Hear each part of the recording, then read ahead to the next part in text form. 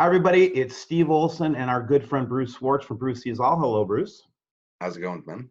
And you are at WSO's Tuesday Nights with Bruce Swartz and Bruce Sees All. And we are so happy to have you tonight, sir. I am happy to be here, Steve. Great. And I asked Bruce last week, can we take a super close look at the moon together with your equipment, your techniques? And in case you're not familiar, maybe Bruce, you could just give the 30-second version of your photographic techniques for new people that have never seen it before. Absolutely. My goal is, first of all, I use a solar imager on my telescope to get the surface of the moon, nothing hidden. And next image 5 megapixels color camera. And I have a technique in getting close. The ideal is getting into the photo, getting it as close as I can, keeping the quality, going through many programs, many editors, but never changing the photo. It's always enhancing what you see. What I get as a small photo, I bring it to a big photo. Right, you're trying to bring out things that would not necessarily be easily evident, but are there and just need a little tweaking in graphic design, if you will, to bring out what is there. Is that correct? Absolutely, Steve. Monitors too is a big difference. You know, some people watch my videos on with their telephones. Well, that's all right, and I'm really happy that people on their phones are doing that. But they're not going to see the quality at all, the same quality, and you're not going to see the small structuring or anomalies or natural objects that are on the surface. The bigger the screen is, the better.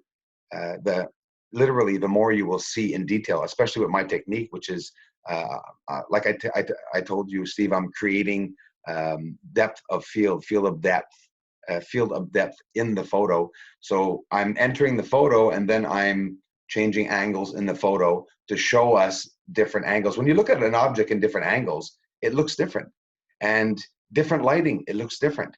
So there's many ways to look at them. You know, like here, what we're looking at right now. This is Archimedes crater, but we're looking overhead. So this isn't like a mountaintop. This is sort of, this is the wall, the crater's edge wall. We're over top. The bottom part is the inside of the crater. And what's on the edge is something not necessarily symmetrical, but it looks like some kind of elongated, like a tunnel or pipe coming out of the edge of Archimedes crater. And this is the color that we see, that ejecta that everyone says, that NASA says that is the lava flow caused by the asteroids, that this lava is so bright, they say it's got a glossy surface. I've heard many things, you know. I don't believe it. I don't think it's the sun reflecting on it. When you look at this in the dark, if I take a dark photo of the moon in a dark area and I put light to it, Steve, we still see these craters are illuminated, and there's no sun there. I don't understand why they're still illuminated. They should be in the shadows. Right. In other words, the angle of the sun is not consistent with the lighting of the crater or whatever object, right? Oh, interesting. That's so interesting. It almost looks. Yeah, I can see definitely. Okay, so that's the edge of a crater. Yeah, you can see there Archimedes. And now they're a bit mixed up, the photos, but we'll go photo by photo because in general, the theme follows. This is just the north side of the moon, where you can see in the distance the craters that are there. You know, there's some nights, Steve, that we don't see the craters properly. There's whether it be atmospheric disturbance, also here on Earth, not just up on the moon, clouds, anything. You know, it happens a lot that we get. Have you noticed, as we're going through, have you noticed, they say that there's a slight atmosphere that has developed on the moon. Have you noticed that? I have noticed it, and we'll see in the photos a bit later, Steve. I have a picture zoomed out of the edge of the moon where we can see what I call the oxygen blue line. It is not the oxygen blue line, but you know, around Earth, we see probably the only planet that they talk about that we do see that oxygen line. It's a thin blue line that is hovering all around Earth that we can see very close to the edge, and it just looks like a laser light just around it. It's the blue oxygen blue line, and I have some photos of it. Later, I'll get into that. This is Mare fecunditatis. I don't know if you've noticed, you know, I also posted pictures of what people are talking about. We often hear the tower on the moon. This could be lying down, Steve, or it could be standing up. I don't know if you're seeing it well enough here. There's those two dots, the two white spots that we can see. Underneath, it sort of leaves like in a V shape, a bit, it widens, sort of like a guitar neck to the bottom here. And at the back, more, I don't know what to call it, a passage or an area where you see some kind of an object or ejecta. Maybe they say it's ejecta that flowed there. But if you look at the way things are supposedly flowing from the lava, it doesn't make any sense. Some of these flows are going for thousands of kilometers, and the flows, the lava flows, Steve, are climbing upwards. They're going up over mountains, and they're going back downwards, and they're keeping a straight trajectory. The moon is filled with rocks. What a great point, because now that I think about it, yes, you're right. It's like, okay, keep going, man. Yeah, and the moon is filled, you know, with all these rocks. And this, like, look at this. This is inside of a crater. This is my pill, I call it, or the Tic Tac, if you want. You see them. I've seen 5 or 10 of them on the moon. Now, listen, this is just a theory, but it's one heck of an important point I'm going to mention. Astronauts, let's be realistic. If they're going to go on the moon, and just for a couple of hours even, but to stay there for a couple of days on the surface, they're going to go through phases like hypoxia, decompression sickness. They're gonna, you know, the sweats and everything. So wouldn't they have to have decompression chambers? Without even exaggerating or trying to start anything, it popped into my head the other day. We see these shapes like this, these dome shapes. They look like pressurized decompression or hyperbaric. Let me give you a little insight. This comes from my diving background, right? So certified diver. And one of the things that happens when you go underwater, as the water pressure increases over your head, it basically forces the nitrogen into your body. Okay. And that's the hypoxia that you're talking about, right? Yeah, exactly. Right. Now, so the opposite, so think of the opposite. So what would happen is you would lose pressure, right? And you'd have to, so what those spacesuits were supposed to do is to maintain that so they were basically walking around in, according to NASA, they were walking around in pressure. They're basically their own little containment pressure suits, right?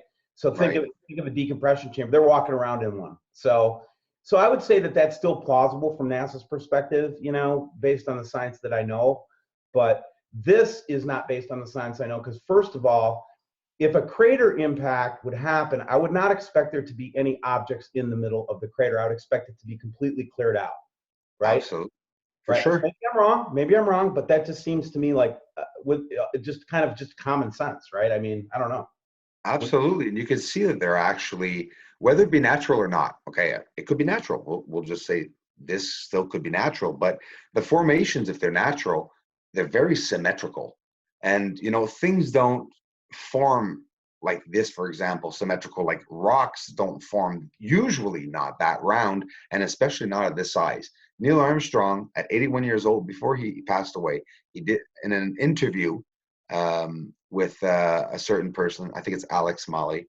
I'm not really familiar with the interviewer, but Neil did say that when he landed there, the Eagle was landing him. The computer had all this data coming in, and they deliberately landed, were trying to land the astronauts. The Eagle itself was trying to land itself into a crater on top of these 3 or 4 rocks that were gigantic, like cars, you know, and trucks.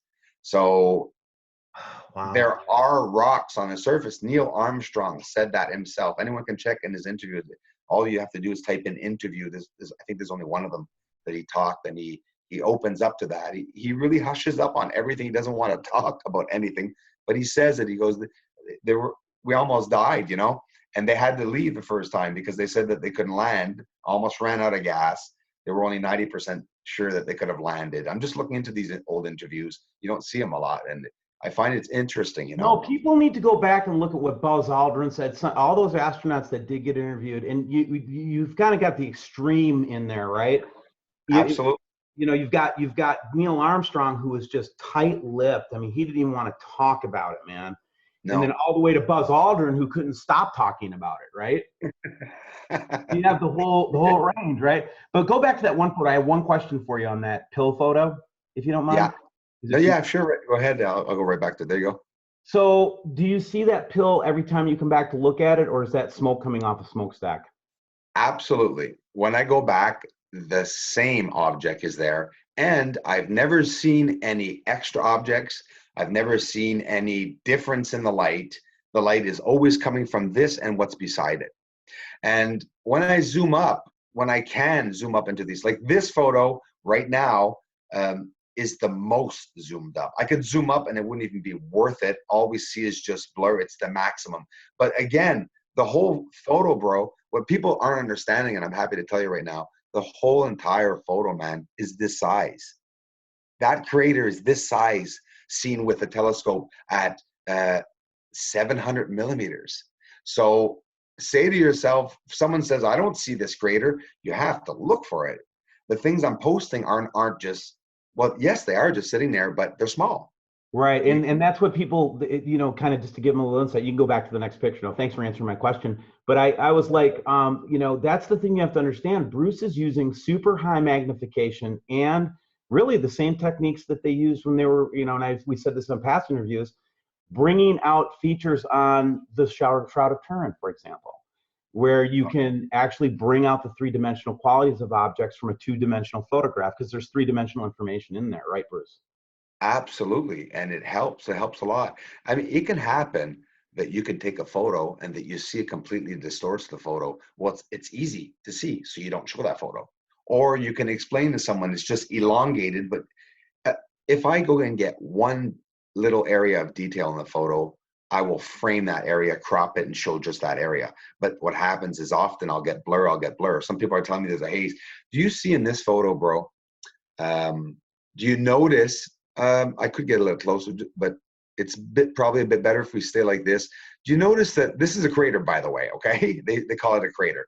You can see the shadow at the back, the inside anomalies that look symmetrical, the lines, and it looks like there's some kind of an object up here, flat surface, but and also smooth flat surface at the back. But do you notice what's around?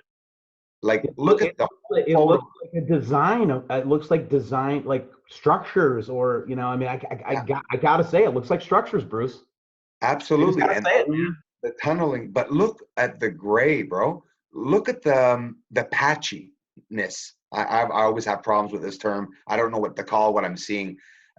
Like right here. Here, you see that there's white dots, blotches, anything. But here, there's something that's over top of whatever's white. It's gray, or we're seeing it gray in this photo. Almost Here, as if it's being camouflaged. yeah, and it's thrown over. But whether it's smoke, it could be smoke too. It could be something thrown over it. It could be, and here's the other thing, it could be structures because the other wavelengths aren't showing us the structures. We're seeing a big blotch as a city because the camera is focusing so much on this crater right here. Everything else in the back is blotchy. But if I would have focused a bit more to the left, I probably would have got the structures a bit more. Oh no, I've it's remarkable. What's remarkable is that kind of, I want to say, star-shaped structure in the middle of the crater with the shadow underneath it, man. That shows me that there is a height to that it middle. is. It really does look. Oh, here we'll zoom in. Yeah, and It's I can see what you mean close. by, yeah, you lose a little bit of the resolution here, and you don't see it as clearly as if you go back again. I see what No, you're saying now. Yeah. yeah, and you understand. I'm not going to hide it. Do you see, unfortunately, how easy it is to pass off as a pixel on this photo? Seriously, I mean, it's not that people Let's look at it. let's That's not address it, 'cause the I know photo. that's what the trolls are going to say. Oh, that's just pixelated. Shut up, right? But Yeah, tell me why it's not that. no, and there is no pixelation at all in the photo.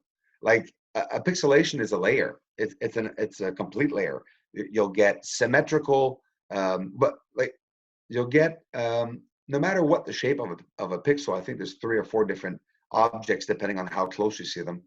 Um, these are levels that you're looking at on the surface in this photo. It's high, low levels. So it's not pixels. Pixels are all on the same layer. It will be over top of the photo. You won't see them further into the photo or up. You'll see them evenly evenly distributed on one layer over top of the photo when it's pixelated.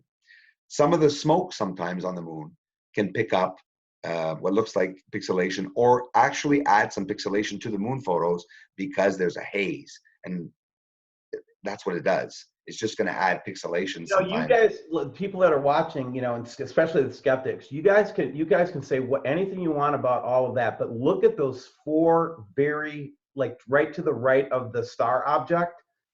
Look at those four perfectly symmetrical, not symmetrical, but perfect line. I mean, that looks like some kind of a grid, like it's artificial. Doesn't it look like a circuit board? Yeah. Literally looks like a circuit board, bro. Look at that. And can you see that this simply looks like a platform that's made to be symmetrical, but that the edge is just deliberately off to sort of off center the eye? And now hold on. This is white. Nobody sees this because it's what people think is a dome, man. It's not a dome. It's a dome clarified. It's an object. The white light that's coming from the surface is blinding the heck out of them. You can't see the structures on the surface because they're white, And even here, with a telescope, I would want to point out, even if you're an astronomer and using a telescope, all you would see is just a white backfield. But because of Bruce's graphic design background, and this is what makes Bruce so interesting, because he has the ability to pull layers out and do this work, that's why we're able to see these features. Thanks, man. I appreciate it. And I studied it, I studied it a lot. And it's not just about studying, it's that I'm dumb enough to try anything. At the beginning, I was trying anything and everything, but I started marking things down, and I understood that I'm not going to hide it. Like, for example, if you want to start off by doing an X-ray process, don't do an X-ray process or do editing. It's one or the other. You can mix things, but if you mix them, you'll things will disappear in your photo, and some things will come out more, but some things will disappear. But I mean, you adapt. It doesn't give you very good context then, because then you're eliminating, what could be part of the whole picture, right? I mean, I get you. Yeah. Exactly. So sometimes people say, well, it's a model. All we see is the structure in the middle, and we're not seeing the structures around it. This looks like a mess, right? But what I did here is I took the photo that we just saw actually over top, and now we're on the surface. No manipulation. Same photo, same photo, turned angle to see the side because I had a wider view, but it's the same photo, no manipulation, but we're looking at the photo now like that. We're looking at it like we're on the surface, like I do my videos, to be able to show 3D depth and depth of field of depth in the photo, so that you get an idea. And what's remarkable about this is that shadow in that center figure, which I'm sure you're going to go to. I always jump ahead of you, Bruce. Sorry about that. No, go ahead. It's logical with the direction of the sunlight, as far as I can tell. Yeah, absolutely. Everything is either made to follow or to make sense, but you know what? Every photo, the shadows, there's always thanks for mentioning that, Steve. Next time I'm going to get a couple of photos up to show you at least 5-10 examples that an entire surface has the shadows all on the left side and everything's right, but two of the objects in the center are gigantic and they have shadows on the right. And you look closely and they're not shadows. They're symmetrical, sort of rectangular shaped box-like structures. Whether they be, we say structures, we see something square, we assume they're structures. Okay, maybe I should be careful. I've always said, hey, the moon is inhabited with structures. But in reality, the moon is filled with symmetrical objects. Maybe they're not structures. They could be mechanical. Yeah, maybe it's some chemical process in the rock or something that we don't understand. So we don't claim. This is what I love about YouTube, Bruce. It's like, we don't assume that we really know anything. All we're doing is trying to find what's there, so that we can discuss it and then have a reasonable discussion. Well, if that's what I'm really seeing is a shadow, a tower here, now we can speculate, but it is all speculation. Okay, guys? Exactly. Let's be very careful to say that. So go ahead. In that speculative vein though, what do I believe? I guess it really doesn't matter what I believe. Well, I believe what you believe. I believe that. I believe that either, you know, again, let's just keep going. Let's just keep going. Yeah, you read my mind. Yeah, And I'll let the audience decide what they see or they believe. But here's what I will tell you. We're not talking about our feelings right now, you guys. I'm getting really tired of hearing truthers talking about how do you feel about that truth? Who gives a rat's ass what you feel about it? Is it it's not real? the time for, that's right. Hmm. I'm getting sick of it, man. I listened to an interview today, a panel discussion. I won't say what channel it was. I just had to turn it off because it was all about their feelings. I don't care about your feelings. I want facts. I want data. And in this case, Bruce is giving us visual, factual data, and that's why I love talking to you. Absolutely, man. I mean, you know, I do give my theory and things, but like I said, it's raw. People ask me to a lot, how, what do you think it is, or what do you think of that, or what do you think of the sun simulator? Why don't you use the word sun simulator? It's because I don't put terms to anything to be on the safe side. But like you, exactly like you just said, I like Yeah, showing. sometimes I'll put my neck out there because I'll get to the point where I'll just be like, enough's enough. I've seen enough evidence now. This is just what it is, guys. I'm sorry. I can't go anywhere else because I've seen too much data. But anyway, Exactly. Hey, Steve, I didn't want to get. I'm going to change photos, but just before I do, to show you here, do you understand that? Say right here, if I go put a spherical dome here, you're never going to see it. We can build throughout this entire surface without being seen, and the moon will never change because the whole light is over here. It's hiding all this area. So in here, they can destroy buildings and rebuild other buildings. A UFO or craft, or they can fly into the light very easily. And inside of the light, they have hundreds or thousands of kilometers they can land in. It's simple because we see crafts on the moon every time I go up, but I never see them land now. I never see them stopping. They're always on that same sort of quick, or sort of arriving, or we're leaving sort of speed. But you know, they stay on the surface, and I haven't seen any. Imagine when I find one going to crater, man. That's what I want to do. Is I want to see one land in the crater, you know. But they're going over. I can't wait till you someday. I really do believe with your focus on this, we're going to. It's only going to get better and better. And we know about your new equipment. We won't get. Let's not get into that right now. But as your stuff, Bruce is improving his equipment. He's really literally doubling his capability. So the stuff that we're seeing today with this current equipment will only get better. That's why you have to watch his channel and stay in tune with what he's doing. Go ahead, Bruce. Thanks a lot, man. And yeah, my website, I'll be keeping photos up there, bro, because I'm busy here on YouTube and I want to really, you know, pay attention to this channel.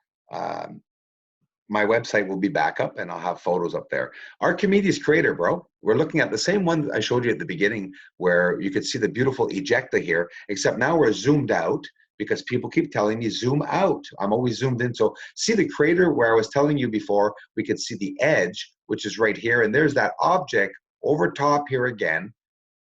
Sticking out of its side. So this is an overhead view. I'm not more on the surface. If I was on the surface, we'd see it at a different angle. This is really overhead view and Archimedes crater. And here, let me mention something, Steve. When the light moves during the phases on the moon, that's where I get the structures. You wouldn't believe it. Beside Copernicus, when the light line is right over Copernicus, there's humongous, and I'm not lying, humongous structuring and anomalies and weird monolithic like object statues all over the moon in the line of the light. And I was thinking it was, I couldn't understand it, is because the line of the light cuts off the intensity of light to some of the structures, and we can see them. We can see them in the line of light. So if you follow the line, you can see it. And here Archimedes crater was brilliant with a light line right behind it. Yeah, I can see what you mean. Right there is the light line as it goes from right to left in about a 45-degree angle there. You caught it right at the edge of the light line. I get you. Okay, got it. Yeah, absolutely. And when you look at this photo, you say, oh, it's the edge of the moon, because they all look like the edges of the moon, my photos. I'm always in that light line, that line of light or darkness between light and darkness. Right, because otherwise it would be too bright or it would be too dark. I gotcha.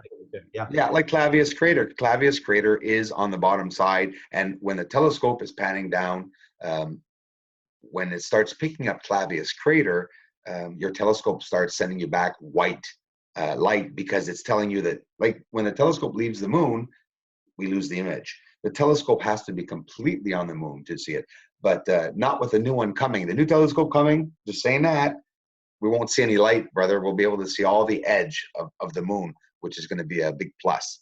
Let's try to zoom up a little bit into this one, because it is a clear enough shot. And I want to show something. I'm really happy to show you this. We're going to back out first of all. Gray moon, purplish colors, pinkish colors, bluish hues that you can see here and there. There's no enhancement at all, because when I enhance it, it does like the other photo that I showed you. This becomes rainbow colored. The ejecta becomes bright white.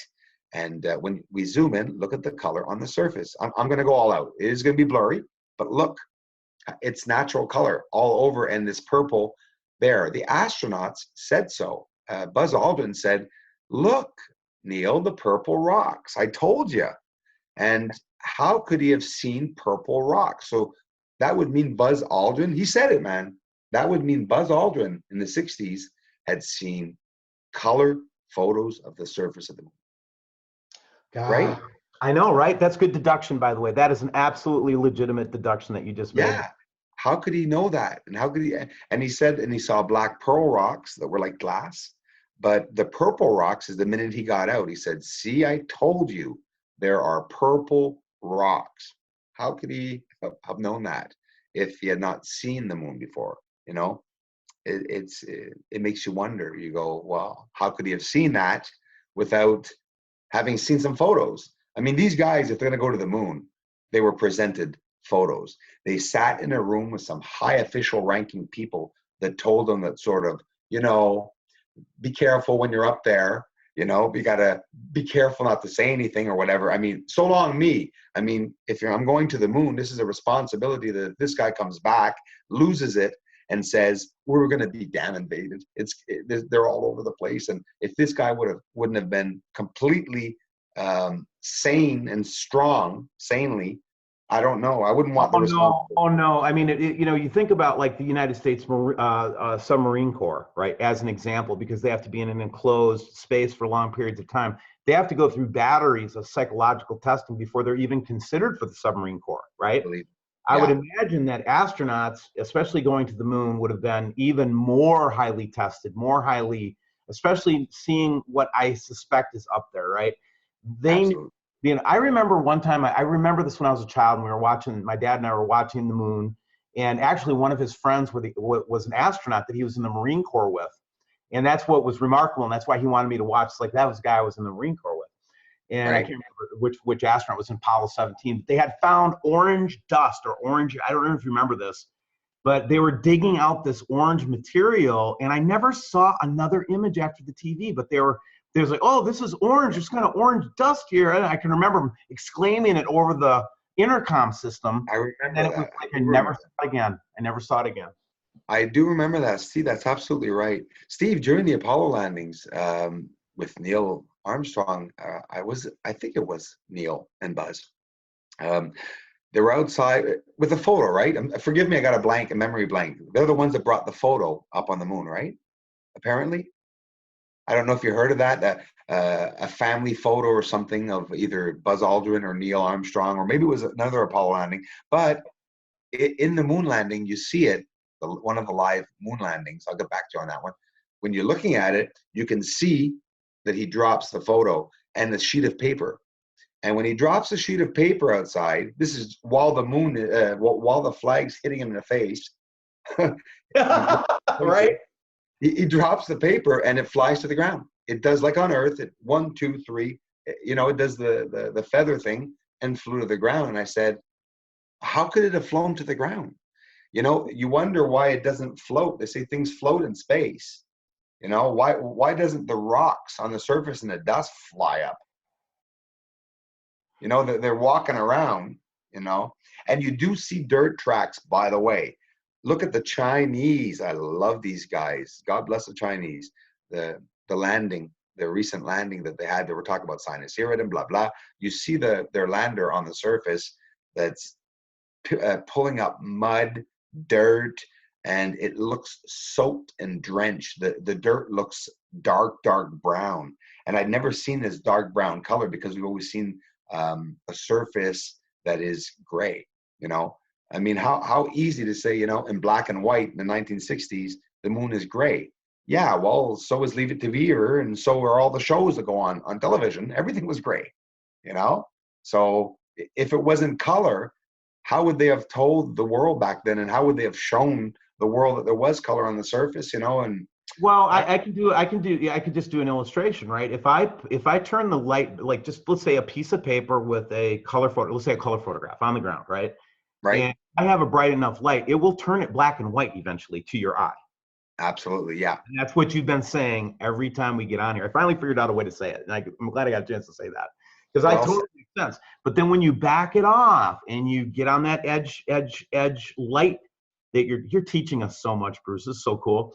That then you can actually start to see the colors. Now I see what you're saying. I totally get it. Absolutely. So you see, if the light line of light was on here, which is Montes Apenninus, by the way, you can see here, this is Eratosthenes crater at the end of Montes Apenninus, beside Mare Serenitatis, which is this big patch here, Bessel crater right here, where this pipeline or ejecta goes through it. Very, very curious. But if the line of light is here, we then see all these structures a lot more, and there's a lot, and they're high. They're like high rises. They're not all symmetrical, but they're big objects. And, you know, Any no, they're more not. symmetrical than looking at a U.S. city from space, right? There you go. I mean, even in a plane, you know, we get up. I've only been in a plane 2-3 times, 3-4 times. But when you're up only 10, 15,000 feet, I remember leaving Montreal, couldn't see anything anymore. I was looking for the airport. I was looking for everything, couldn't see anything. I mean, the airport must have been as big as the end of a pencil. At one point, I was like, how could you see a flag, you know, on the moon when you think of it? I tried to see the flag, but I'm like, I'm in a plane on Earth and I can't even see my own planet. And we're not even out of the atmosphere, you know, so it's going to be pretty hard to see the flag on the moon. And I imagine the optics depends on the size, right? You know, we could see the lander. Maybe we'd have to be really precise. I don't believe I could. My castles that I'm getting, the castles sort of structures are humongous, and I'm getting them really, really small. They're small, and I'm making them big. So if the castles are small, imagine how big the flag would be. So the flag would be a speck on a dot.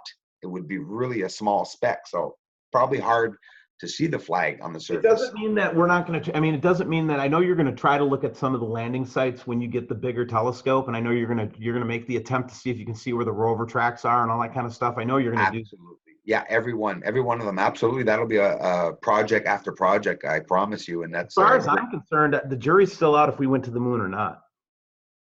what'd you say? Pardon me, sorry? The jury is still out for me. I used to be just a total, yeah, don't ever doubt the Apollo program, you know?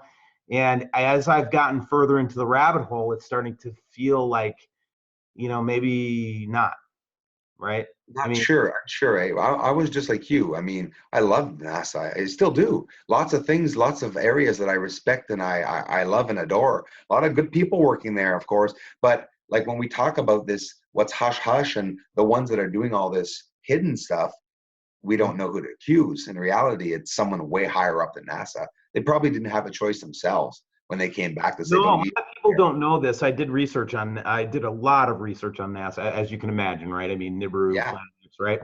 for sure. But Yes. what you find out as you go into their bylaws, if you go into the bylaws, the actual US code that designed NASA, that gave it its funding, that did all that, it is a military organization, no ifs, ands, or buts. The military gets to vet everything before you see it from NASA, period. Period. Oh yeah, I believe it. I believe it. I tend to think that everything secret is military on Earth and in space. Well, you know, I mean, look at Neil Armstrong. I was just starting to look. You know what I was looking up yesterday? I mean, I'm going to be careful saying this. I'm not invading or stalking his family, but I was curious. I said maybe his family is out there. They have museums or something. I don't know. I mean, these people are all famous because their father or their their uncles and whoever, Neil Armstrong landed on the moon, and you don't hear about them. The names are up there. I looked them up, and you see the names, maybe 10, 15 names of people, niece, his son, etc. But they're not doing anything really, and I'm going to mention something, Steve. Have you ever seen any news media anywhere in the world and from any country put down Neil Armstrong?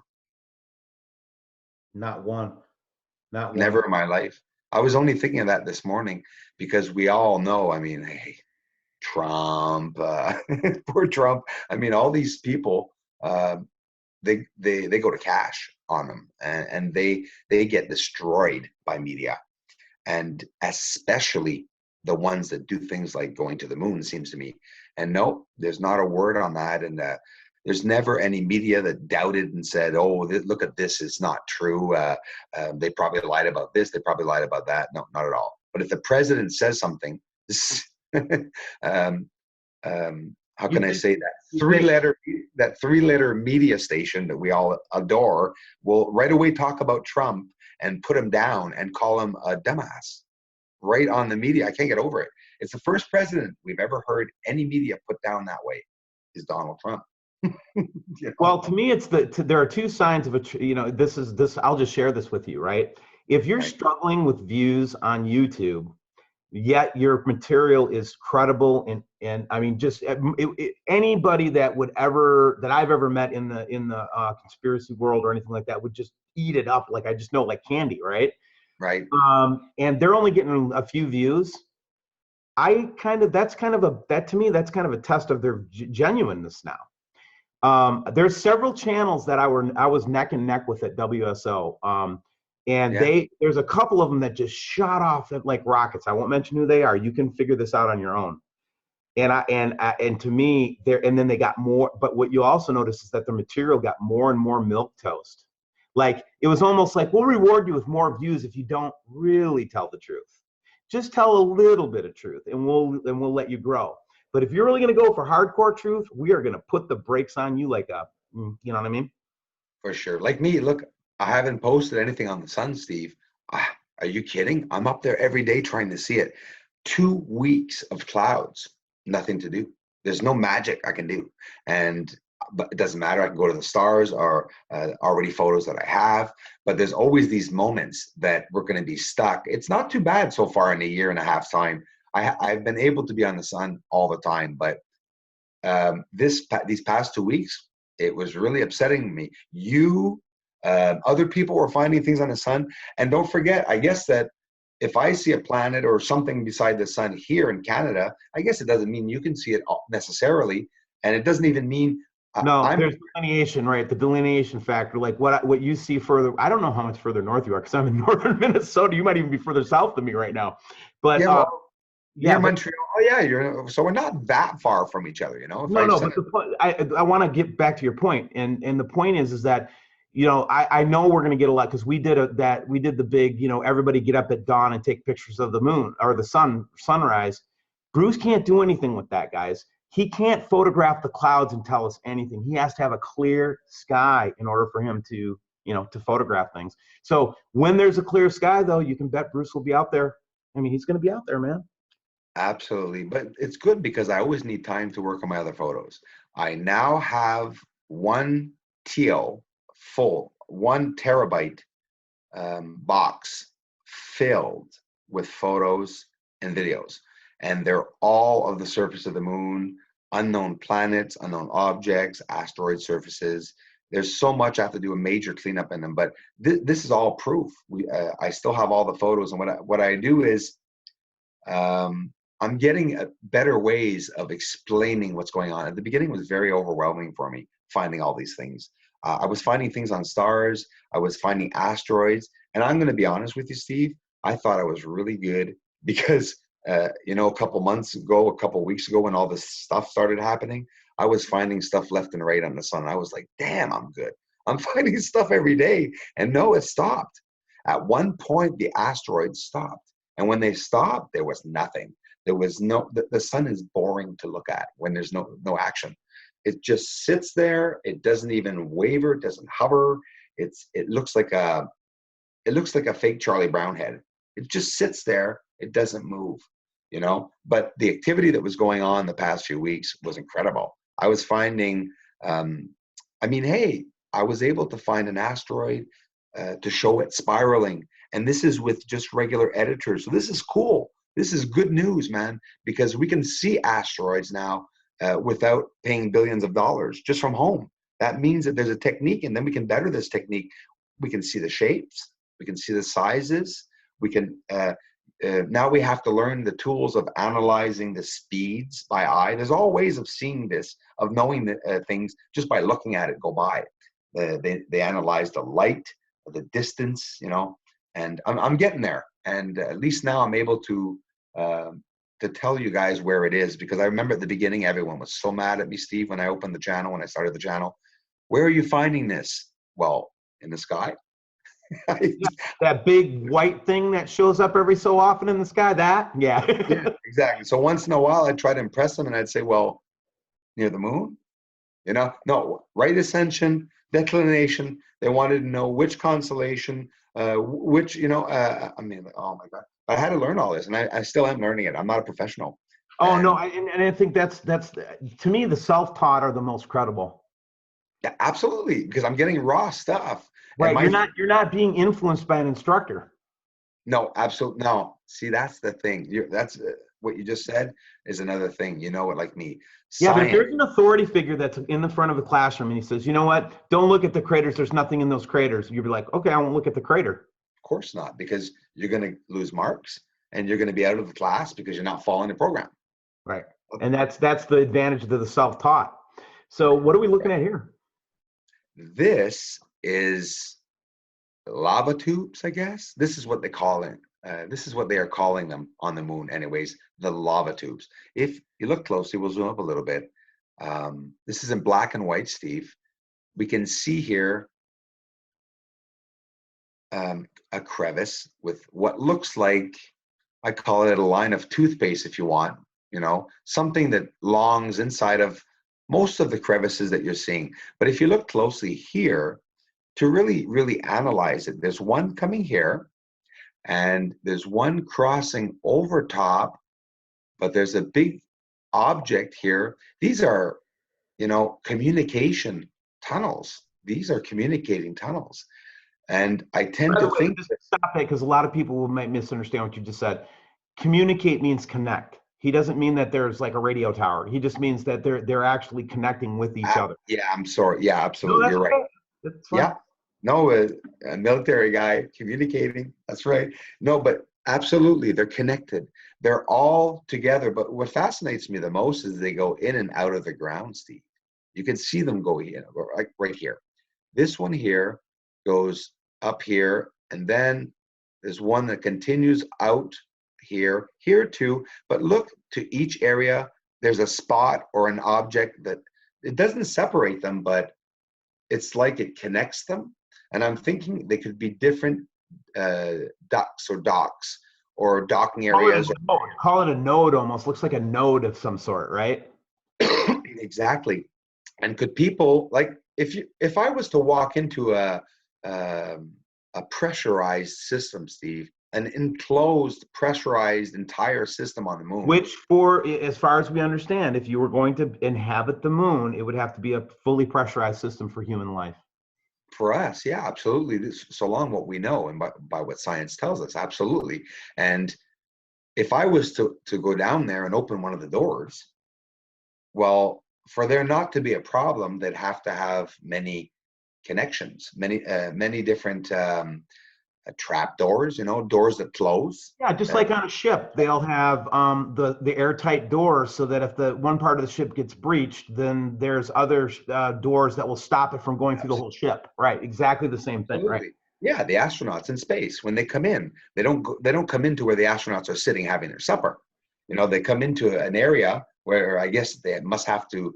A depressure, it's a pressure lock. They have to go through a pressure lock when they do a spacewalk on ISS, for example. When they Yeah, come back inside, they have to come into a neutral area, repressurize it so that it equalizes with the spacecraft, then they can go inside the spacecraft, right? So it's like diving, right? I guess sort of the similarities. I mean, like, because we're in an environment where the pressure is different, low environment pressures or Oh, high. human beings are just really weak when it comes to pressure change. I mean, we Yeah, can't handle pressure changes. I mean, we need suits and all kinds of really weird exotic gear, and yeah. absolutely. We look like aliens, Steve. You should see me when I'm diving. I look like a beached alien. Yeah, well, that's it. Oh, Steve, I got a nice picture for you. These are astronauts, Steve, the real ones, and it's not their photo, it's mine. It's one that was given to me by this person himself, gave it to his niece, right here. I'm not going to mention his name yet because there's something coming up with a project with him. But this person, you're the first I'm showing you, Steve. I've showed it on my video before, the photo. Haven't really talked about it. Do you recognize him, Steve? Go ahead. This guy, I don't know if it's Cernan. Which one is it? The one that was on the moon in the picture that you see him sitting in the car on the moon in the moon buggy. You know, so these are all the Apollo astronauts, backup crews, by the way, my friends, backup crews, the ones that didn't even go. Here's the president of Mexico. He was an astronaut. Weird, eh? I There's did not know that. That's interesting, Bruce. Go ahead. Yeah, special. And here, what they're doing here, and this lovely man here that is 91 years old today, living in the States. He's in Florida. He told me, sorry, not true. I haven't talked to him yet. He told his niece a lot of, obviously, his niece is the one doing all the talking for me, communicating with this wonderful man to be able to find out what he used to do working. Why don't we just put a lid on that? What a nice little tease. And we can't wait till you do this project. And while I got a chance, it's the link for Bruce's channel will be below, and his website. You said your website's not working right now? No, it's working, Steve, but you know what?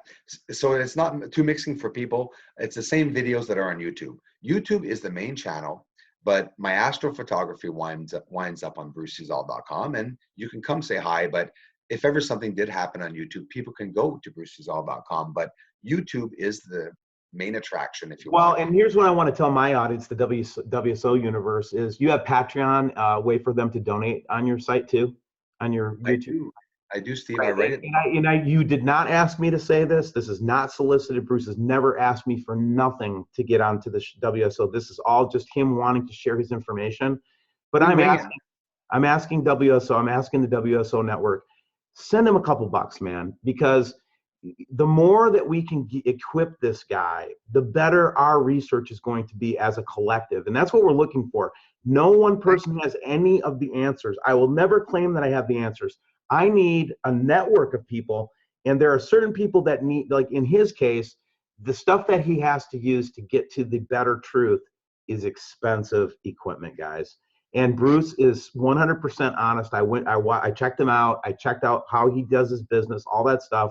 You can trust that if you send some resources to Bruce, that he will put it to good use in this project. Go ahead, Bruce. Thanks a lot, man. Yeah, just quickly to end on that. Thanks a lot, bro. I appreciate it. I love you for it. The funds remain on the channel. Any amount of money that accumulates in the fund, like the fund I have now, I have a total there written 15,000. There's no total. You give what you want. And the money I will take out of that, I will make a video and I will show people what I'm buying, because I do want to buy tools to do some readings. And there's a bunch of things I really want to start doing. It won't be ridiculously hundreds of thousands of dollars. No, we don't need you to be, again, it's like any of us, I've gotten my cost of living so low now, I don't have to ask for donations anymore. I just, I'm good, and Exactly. I got through some tough times with my audience, but what happens to researchers, guys, is we have to adjust our life from, I had the American house, kids, blah, blah, blah, to now I'm all by myself and my cost of living has gotten so low that I don't really need a lot of money to live. But when you differentiate that with Bruce, Bruce, like I said, he needs, anyway, let's move on. But I think everybody gets the point. Please go make a little donation. Any little amount will work for Bruce. I appreciate it, bro. The link's up at the bottom of all my videos. So now we're going to leave this photo, but I gave you a little teaser. And just to end off the teaser, this young man here, 91 today, built the oxygen packs for the astronauts. And we'll go back on that at one point. And I'm going to talk to this wonderful man, and he's going to tell us a bunch of stories that he heard, which are very interesting. Surface of the moon again. You're looking at what I believe is possibly gigantic bunkers that have flat top surfaces. They're very straight edged. You can see some of them. It could be natural, of course, but when you look around what they have, these are the areas that are white. You see how this line of white is not sun?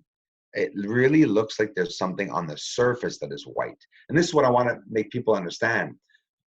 People are forgetting, Steve, when there's a shadow or a line of light on the ground, it's not uneven like this.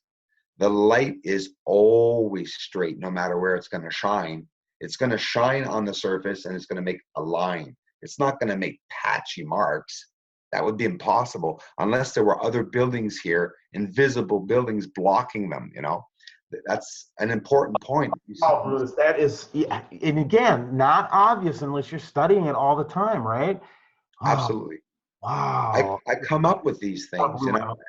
It's not every day. I don't come up with them every day. It's that I have to, they hit me. They hit me sometimes, and I But go, look at oh. that big square in the left. I mean, put the plateau to the plateaus to the right, maybe just to the side for a minute. Look at Right. that. Look at those. There's squares, man. Yeah. Oh, yeah, they are. Hold on. We'll see. Even better than that, I got some nice ones. So here's a bit further out. Beautiful. But do you see the flat surface, the way it is flat there? I'll zoom up here a little bit, Steve. A little blurry, but you can still see it very well, I'm pretty sure. It's too bad for the losing of quality, though, eh? Like, I'll make a photo, I'll put it up, I lose quality. If you view it, interviewing with me, we lose quality again. But the little bit of detail is there, and you could always see, look here, Steve, isn't that beautiful? You could see the tunneling. Tunneling, I'm saying. So whether it be natural tunneling or not, natural lava flow or not, this is definitely an archaeological site. This is definitely worth going to see if something's down there. It's filled. I'm positive these tunnels are filled with bones from creatures we could never even imagine. I'm positive about this. Well, my belief, of course. I don't. Right. That's our beliefs. But again, we're what we're doing is we're looking at a photograph, we're saying, wow, and then we're speculating. That's what we're doing. But that's what's so fun about, that's what's so entertaining about this too. And then that's why people love it, because we're humans, we speculate. Yeah, and you know what? It's like, how can I think of it? You know, we as humans, I do especially, and lots of people do, we like making movies. We like making things exciting. We like thinking of the impossible, what could be and we like trying the impossible. But when we look at the surface like this, and we say these things, you know, and people go, he thinks that this is a building. What a quack, you know? Well, that's the idea. They're not going to build a house with a top that says alien UFOs inside. You know, they're going to do something like this, but the only way we are going to notice it, no one on the moon could, like on the moon, we wouldn't even see these, by the way, because we'd be too low.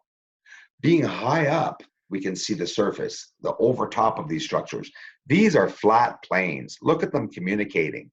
I mean, it looks like it was bought at Kia, a bunch of pieces put together when you look at it. It's ridiculous. Well, here let alone that distinct circle in that area up in there. You can see that little circle and all these communicating. Oh my gosh, this is brilliant. Ridiculous, you know. And in the white area, you see here, it's hidden. We can't see them. And by the way, this here is white like here. It's just that my camera picked it up. So I'm sitting here and I'm trying to get a little angle. I was able to get this area here that the white is less white, and we could see these lines. And Steve, there's something right here that I didn't want to mention it, but I am going to mention it because I've never mentioned it before.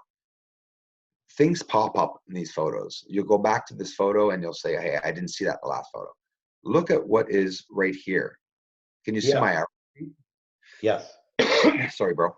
Right here, the arrow inside of the circle here, you could see a speck and what looks like sort of spherical or roundish, cylindrical sort of object that goes like a pool around. I believe that some of these could definitely be satellites. I really am starting to believe it. I'm up to about 4 or 5 that I found on the moon. I find they look like satellites, and I think that if a crater to make a radio satellite on Earth, Steve, there's one in China, and it has to be. Do you know that? I was mind boggled. I think what you're trying to say is telescope, right? Like a radio telescope type. Yeah, it's in the ground, Steve. It's in the ground. It looks like a crater. They put mountains over it. It's like, wait a minute, they're hiding the telescope with a mountain around it. No, they need the contour. What they're doing is they're using the contour of the land, like the one in Peru, and then the new one that they built in China. They use the natural features of the ground so that they can, because it would be impossible to build a structure to hold it up. It would be very expensive. So what they do is they just use the Earth as the structure for the radio telescope. Exactly. And of course, well, by putting dirt around it, you could also have a bunch of bunkers under there, for example, if you wanted to, or, because when they were building it, okay, I remember day one that they were building this radio telescope. They started by building the base, the center. It's at the bottom of the telescope, right dead center under the telescope. Then you go back today, look at the telescope, and you go, oh, it's buried. Well, they're under the ground. It's not that it's something, oh, they're under the ground. Who cares? It's a telescope. It makes perfect sense that you want to have all your equipment, connectivity, access to the panels. All that would be, ideal in a situation like that. So you want to build a tunneling network underneath it, or have that in place, and then put the telescope over the top of it. But yeah, when you say, does that look like one of the Earthbound radio telescopes? I'd say it looks like it could definitely be one. Absolutely. And it reads microwaves and stuff. And how come all of a sudden, we just heard about it a couple of days ago or a couple of weeks ago, Steve, that the universe, you must have heard it. They're talking about the microwaves that are everywhere in the universe, that the universe is now being microwaved for some reason. And then they have these radio telescopes that are reading about microwaves. And then only a couple of years before that, we heard of HARP for the first time, that they were using microwaves in the air. And then people forgot, and all of a sudden, hundreds of thousands of fish at one moment in time gather up on a beach and die. I don't want to be mistaken. I wouldn't say dolphins. I don't think it's happening. Oh no, almost every, we've seen, just to kind of back up, multiple different species of mammal and fish, aquatic. And they're getting large, and they're getting large too, not just fish now. Let alone when you hear about like the caribou in Norway about a year ago, I think it was, where there was like 100,000 of them that just instantly died. That's crazy. Right? That's crazy. It doesn't. We've never seen it. I'm 42 years old. I've never seen that in my life, except for I've seen. You know what?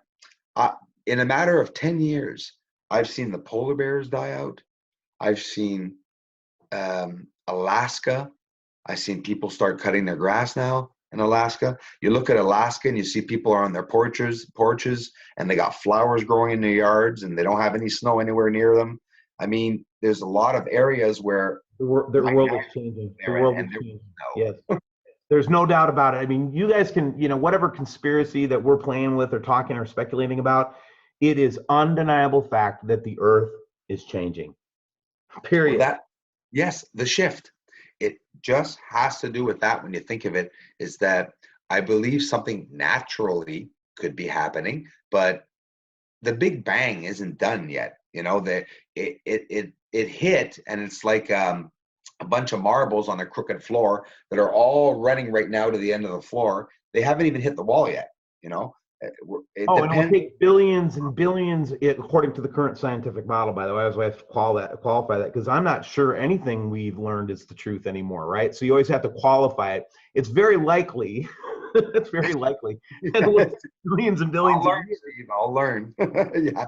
I have to learn too, because I just want to call it like that is what that is. And it's like, you can't do that. Really, we don't have enough information to make a conclusion. but we have just enough information to speculate. And that's how we learn to get to the conclusion. We make we see something, we make a hypothesis of what it could be, and then we spend time proving it. It's called the scientific method. I'll often speculate and laugh afterwards. Like I'll shoot some crazy theory out, and then I'll raise my eyebrows as if to say, but in reality, I'm believing it. Sometimes I'm believing it. It's this. I changed at least 25 times what I thought was going on that moon. And I'm understanding it's a natural process that we have to go through. I'm ruling out things. I'm going back to older thoughts and stuff. And hey, Steve, this photo here is that one of the city I had showed you, but this is heat map. When I say city, the virtual structure where there's a wall on the surface where we found, it's just a flat, straight wall, which what looks like sort of lava objects, maybe cut out structuring. I'm not sure, but everything you're seeing in the red is where the structures are. And here, right here, and it's funny, it doesn't come up any way at all. The pill shape, this is the pill, my friend, that tic tac. Where is it? You know, it's right here at the end, sitting on here, and it's like I took it off. And the structures, the buildings that were here are not there anymore. We can't see them. In the red, I can see them a little bit, but no, not enough to prove that there's buildings there. It's excuse the expression, it's crappy, you know. But if you look closely, these little objects that look like little rivers, which are not, it's only blue because it's the heat mapping of color. It doesn't mean that that section is blue, by the way, you know. But look at the little cutout areas. They are symmetrical. Not all of them, but some of them are symmetrical. If you see a long edge like this here, well, we're looking in consideration to how close I'm zoomed up, maybe a mile or 2 or 3, you know, because they're zoomed up at about 700 millimeters. So then you gotta, it's always hard, right, Steve, to know the distance. You know, they go, oh, is it big or is it small? I can't really say myself if structures are big or small on the moon. I don't know myself. They look big at times, but how far is the moon? You know, it really does depend on how far that moon is. I think we back up, right, for a second. Let's go back to looking at the Earth from space, okay? Yeah. Can you see all this buildings in New York City when you're let's say 10,000 miles away from the Earth? No. I don't think so. Honestly, like with my experience, without even any clouds, we don't. You'll see, you know, you notice how the buildings actually become the surface. The buildings actually blend in. First, you see the contour of the buildings. Then you don't see the buildings anymore, but you see the contour. And then you're going up even more, and then you don't see the contour anymore. The buildings look like just rocks or specks, often what we can see on the moon. And if we're looking at 400,000 kilometers away, it's hard to get a structure square shaped. Sometimes, like the domes look round. You know what? I'm not gonna say they all are, but the ones that are round that I get very close into, they're square. Even in Clavius crater, I got some pictures here. I'll show you later. If we get around to them, I'm pretty sure we will. They're square. Well, you know what, Bruce? We got to save something for the next show, right? Oh gosh, yes, absolutely, So let's do this. Let's finish up with this shot. And I know you have lots more. Let's continue this conversation next week. The moon is not one episode. I mean, I think we should just plan on doing several episodes on the moon, unless something comes up that we need to warn. Again, Bruce has agreed in his work, if he thinks that there's something worthy of a warning, that we'll get on the phone with me. We'll be live. We'll take it live on WSO to make sure we can talk about it. But while we're in non-emergency mode here. For sure. No, absolutely. And it's a good idea, Steve. You know, little segments like that. I mean, I got no problem with that, bro. Anytime. I stick them in my album. The ones that we just viewed, I'll take out, and we just keep on going, man. Yep. All right. Well, let's finish up with this very interesting photograph, because all I can tell you, tell us what we're looking at. What are we looking at here, man? Well, here is a way, and I'm not hiding it. We all know what embossing is. It's in filtering, in editing. There's often a section or a button that you can press it. They'll say emboss. What it will do, it will show all the features, but it makes everything the same color. You could see it doesn't change the elevated levels or anything. It just puts everything in an overall color. But why I wanted to emboss this photo is because the gray of the surface is too white. So we can't see the surface, and these structures look like rocks, you know. But this is an actual contour of the installation and structure that I clarified. In this photo, we can see some of the piping or tunnelization, especially in this section right here in the middle. Try to make it fast just to show you, because it is worth looking at this area. And next show, I will show you these clarified in real-time photos with no editing whatsoever to compare the difference. And you can see that I don't know what it is, but look, I'm not joking. It's not like it's not, it's there, guys. There's no, okay, first of all, let me calm down. Let me take a breath. It's literally a rock solid object that's right there. He's not putting this is stuff that's there. Yeah, and you could see the real surface, Steve. Like here, this is just all the real surface. Oh, I like doing this because in this section, for example, on the moon, you don't see anything. But here, I'm able to distinguish there are at least 1,000 holes. So the closer we get, there's always something else that we can see on the surface, and we're seeing Same well. thing is going away from the Earth. Unless it's nighttime, you don't see anything other than just the green and the blue. Absolutely. Absolutely. Which I tend to believe, Steve, that the moon is also probably very similar to Earth as a color. I do believe that it's white and blue and maybe a bit of browns and greens, because next show we're going to have to talk about the greenery on the surface and the bush. Like, okay, I found bushy green objects on the surface. That's all I'll say. And we'll try to find out what those bushy green rooted objects are. I can't believe we're even talking about this. It drove me nuts, and honestly, I was afraid that my son would get, you know, harassed because I was talking about green stuff on the moon and stuff. I'm trying to throw it out there without, you know, exaggerating about it, but it's concerning. And to me, that there could be grass up there. It's what fascinates me the most. Yeah, could they be terraforming? I mean, all the speculation, the implications are amazing. Bruce, you have been such a kind guest. We've taken you a little bit over the hour, but we love you, and we cannot wait. Remember, guys, every Tuesday nights with Bruce sees all on WSO. Bruce, it was a pleasure having you again tonight, and I can't wait to see your green vegetation pictures. I don't even know what to say about that. It's gonna be awesome. We'll just say the green patchy stuff. All right, because it could be in other wavelengths. Steve, thanks a lot. And remember to go to Bruce's channel, link below. Make sure that you leave him a little dime just so that he can keep the operation going. And Bruce, have a good night, brother. A little dime or a little time. Say hello in the comments. Thanks, bro. And I love you, man. Take care. Keep your eyes in the sky, and we'll talk next week. You got it, brother. Take care.